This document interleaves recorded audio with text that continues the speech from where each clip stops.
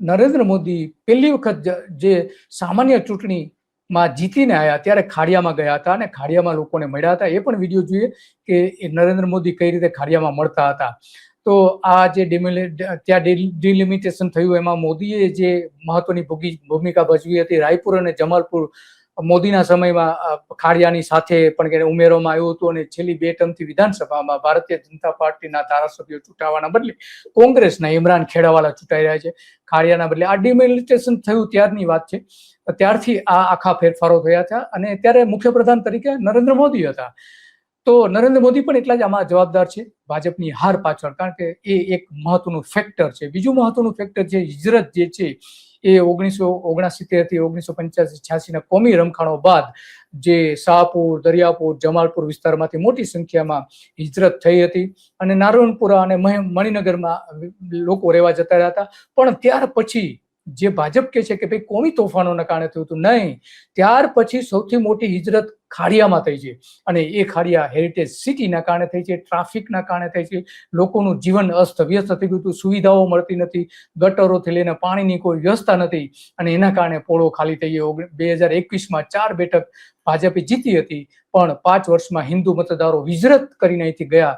એના કારણે આખી જે બાબતો સામે આવી હતી. જૂના મકાનો સીલ મારવાની સમસ્યાથી લોકો ત્રસ્ત હતા અને ખાડિયામાં ભાજપના પરંપરાગત મતદારો નાખુશ હતા આના કારણે. અને હારનું મુખ્ય કારણ એ છે અને એટલા માટે 25 વર્ષથી જે હિન્દુઓની હિજરત થતી હતી પણ છેલ્લા 5 વર્ષમાં સૌથી વધારે હિજરત થઈ છે એવું ભાજપના જ નેતા કહી રહ્યા છે. જૂના મકાનો રિપેરિંગ થતા નતા અને તૂટી પડવાની ઘટનાઓ પણ અહીંયા બનતી હતી. તો હેરિટેજ સિટીના નામે ખાડિયાનું પતન થયું છે. ભાજપના નેતાઓ ભ્રષ્ટાચારના કારણે અમદાવાદ હેરિટેજ સિટીનો દરજ્જો ગુમાવી બેસશે એવો ભય ખાડિયામાં તોડી પડાયેલા ઐતિહાસિક મકાનો પરથી ઉભો થયો છે. અત્યારે આપણે જોઈ શકીએ છીએ અને એવું જ થયું છે. ભાજપના નેતાઓના ભ્રષ્ટાચારના કારણે અમદાવાદ હેરિટેજ સિટીનો દરજ્જો ગુમાવી બેસશે એવી પણ પરિસ્થિતિ ઊભી થઈ હતી, કારણ કે 31 હેરિટેજ મકાનો માત્ર 2019માં તોડી પાડવામાં આવ્યા હતા. તો ત્યાર પછી તો ઘણા બધા મકાનો તૂટી ગયા અને નવી બિલ્ડિંગો પણ બની ગઈ છે અને લગભગ 8 થી 10 હજાર જેટલા ત્યાં કોમર્શિયલ મકાનો બની ગયા છે અને કોટ વિસ્તારમાં 2200 ઇમારતો હેરિટેજ છે. 2019ના સર્વે પ્રમાણે 600 થી વધારે હેરિટેજ ઇમારતો સામે જોખમ ઊભું થયું હતું, નબળી પડી ગઈ હતી. એના કારણે ઇમારતોની નબળી હાલતના કારણે એ પણ એક કારણ છે કે લોકોએ છોડવા મજબૂર થયું છે. અને બીજું કારણ જે છે એ 2025માં લગભગ 1000 મકાનો જે હતા એ તૂટી પડે એવી પરિસ્થિતિ હાલતમાં હતા. અમદાવાદમાં 200 પોળ પર આજે પણ જોખમ છે, એમાં ખાડિયા પણ આવી જાય છે. 2000 થી લઈને 2010માં 12,500 ઐતિહાસિક મિલકતો જાહેર કરવામાં આવી હતી.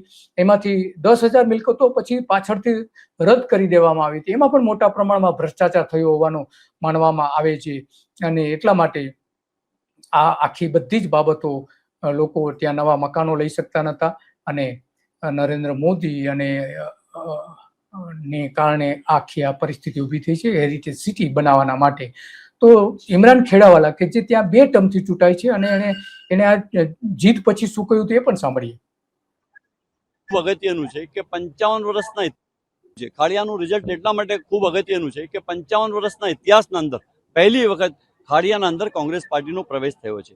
કોર્પોરેશનના અંદર 2 ટર્મથી ધારાસભ્ય છું જ, ધારાસભ્ય તરીકે લોકો મને મત આપે છે, પણ કોર્પોરેશનના કોર્પોરેટર તરીકે અમારા 4 કોર્પોરેટરો જીત્યા. જમાલપુર ખાડિયાના ધારાસભ્ય તરીકે મારા તમામ મતદારોને હું હૃદયથી આભાર વ્યક્ત કરું. ખાડિયાના અંદરનો એક ઇતિહાસ છે. આ ઇતિહાસ હંમેશા લોકો યાદ રાખશે કે આ 2026ના ઇલેક્શનના અંદર જે પ્રમાણે વાતો કરતા હતા, પાકિસ્તાનની હું સમજુ છું કે ખાડિયામાં પાકિસ્તાનની હાર થઈ છે અને ભારત દેશની જીત થઈ છે. જે લોકો ખાડિયા પાકિસ્તાન બની જશે જે પ્રમાણે વાતો કરતા હતા તેમના સામે આજે લોકોએ જવાબ આપ્યો કે કોંગ્રેસ પાર્ટીના જે 4 ઉમેદવારો જીતીને ભારત દેશને, ગુજરાતને, અમદાવાદ શહેરને મજબૂત કરવાનું કામ કરશે. એક જ પરિવાર રાજ કરતો હતો ખાડિયાના અંદર ઘણા સમયથી હું સમજુ છું કે હું બી 2 ટર્મથી ત્યાં ધારાસભ્ય છું અને ઘણા લોકોને મળું છું. ખાડિયાના સ્થાનિક લોકોને પણ હું મળું છું. ત્યાં પણ એક પરિવારનું પોલિટિક્સ ચાલતું હતું. પરિવારવાળું પોલિટિક્સ લોકોએ હવે અત્યારે મિટાવી દીધું છે, એટલા માટે કે ઘણા વર્ષોથી એ લોકો પોતાની સત્તા પોતાના હાથમાં રાખતા હતા, બીજા લોકોને ચાન્સ આપતા. તો એ અશોક ભટ્ટની વાત કરી રહ્યા છે. અશોક ભટ્ટનું ફેમિલી ભૂષણ ભટ્ટ અને હવે એના પુત્ર પણ આ જ રીતે રાજકારણમાં સક્રિય હોવાથી એની વાત કરી રહ્યા છે કે એક જ કુટુંબનો અહીંયા ખાડિયામાં પ્રભુત્વ હોવાના કારણે પણ આ પરિસ્થિતિ ઊભી થઈ છે. લોકો નારાજ હતા અને એટલા માટે આ બધી જ બાબતો જે સ્થાનિક સમસ્યાઓને બાજુમાં રાખીને ખાડિયાને પાકિસ્તાન બની જશે એવો દુષ્પ્રચાર જે કરવામાં આવ્યો ભારતીય જનતા પાર્ટી દ્વારા અને ખાસ કરીને ભૂષણ ભટ્ટ દ્વારા, ત્યારે મતદારો એને જાકારો આપ્યો છે. અને સામે કોંગ્રેસે એની સામે એક જ નારો આપ્યો કે ખાડિયાને ખાલી થતું બચાવો, કારણ કે હિજરત મોટા પ્રમાણમાં થઈ હતી. આ મહત્વનું સૂત્ર હતું કોંગ્રેસ માટે અને લોકોએ એના માટે એને જે કંઈ રહે છે અત્યારે એ બધાએ એને મત આપ્યો છે. અને આ વાત લોકોને સ્પર્શી ગઈ છે, કારણ કે આમાં જે કંઈ થતું હતું એ બિલ્ડરોને મોટો ફાયદો થતો હતો. અને એટલા માટે મુસ્લિમ વિસ્તારોમાં મિલકતની જે હેરાફેરી, હિન્દુ વિસ્તારોમાંથી મિલકતો વેચવાથી લઈને જે બધી બાબતો હતી એમાં ફેરફારો થતા રહ્યા હતા. અને એટલા માટે કહેવાય છે કે આ ખાડિયા જે આંદોલનની ભૂમિ છે અને ફરી એક વખત જનતાએ એક આંદોલનનો પ્રકાર જ બતાવી દીધો છે. અહીંયા તોફાનોથી લઈને ઘણું બધું થતું હતું. તો આ આખી બાબતો આપણે આજે વાત કરવી હતી. અને ખાસ કરીને એટલા માટે કે જ્યારે ભારતીય જનતા પાર્ટીના નેતાઓ આખી બાબતો જે રજૂ કરતા હોય છે એમાં વાસ્તવિકતા કંઈક જુદી હોય છે. આ જોઈ શકીએ છીએ કે એક સામાન્ય જે ક્રિકેટ મેચ જીતાઈ હતી ત્યારે ભૂષણ ભટ્ટે આવો તમાશો પણ કર્યો હતો, ક્રિકેટ મેચનો ઉત્સવ પણ મનાવ્યો હતો. અને આ બધાની વચ્ચે આપણે જાણીએ છીએ કે ખાડિયામાં હંમેશને માટે લોકોનો વિજય થયો છે.